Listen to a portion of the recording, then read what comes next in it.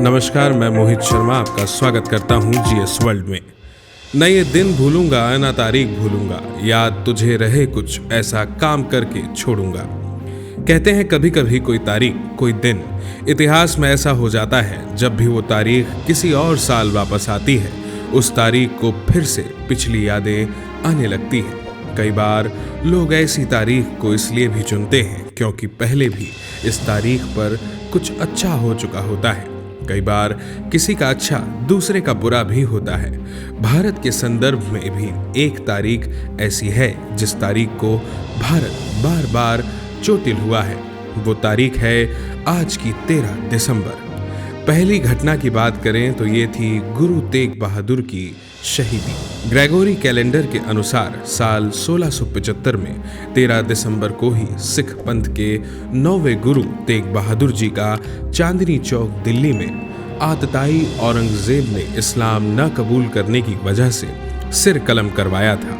हालांकि नानकशाही कैलेंडर के अनुसार हर साल 24 नवंबर को गुरु तेग बहादुर जी के शहीदी दिवस के रूप में याद किया जाता है। वहीं दूसरी घटना है देश के गृह मंत्री की बेटी को बंदी बनाकर बदले में आतंकवादियों की रिहाई। 13 दिसंबर 1989 में आतंकवादियों ने जेल में बंद अपने कुछ साथियों को रिहा कराने के लिए देश के तत्कालीन गृह मंत्री और कश्मीर के बड़े नेता मुफ्ती मोहम्मद सईद की बेटी रूबिया सईद का अपहरण कर लिया था। केंद्र सरकार ने उसे बचाने के लिए 13 दिसंबर को आतंकवादियों की मांग को स्वीकार करते हुए उनके 5 साथियों को रिहा कर दिया था। और अंतिम घटना थी देश के लोकतंत्र के परिसर पर हमला। 13 दिसंबर 2001 की सुबह लोकतंत्र का मंदिर गोलियों की आवाज से दहल उठा था। देश की संसद पर आतंकवादियों ने हमला कर दहलाने की कोशिश की थी। उस वक्त आतंकियों के खात्मे के बाद 30 किलो RDX बरामद हुआ था। ये जानकर सोचा जा सकता है कि आतंकियों के कितने खतरनाक विस्फोट करने के मंसूबे थे। कुख्यात लश्कर-ए-तैयबा और जैश-ए-मोहम्मद के 5 आतंकवादियों ने पूरी योजना बनाकर संसद भवन पर हमले को अंजाम दिया था।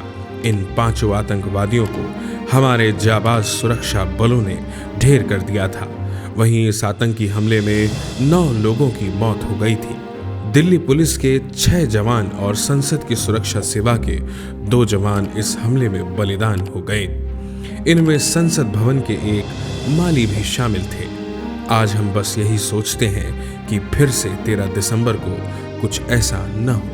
हालांकि भारत के लिए 13 दिसंबर 1946 का दिन महत्वपूर्ण था, क्योंकि इस दिन पंडित जवाहरलाल नेहरू ने भारत की संविधान सभा में 13 दिसंबर 1946 में संकल्प लक्ष्य रखा था, जिसे सर्वसम्मति से 22 जनवरी 1947 में स्वीकार कर लिया गया।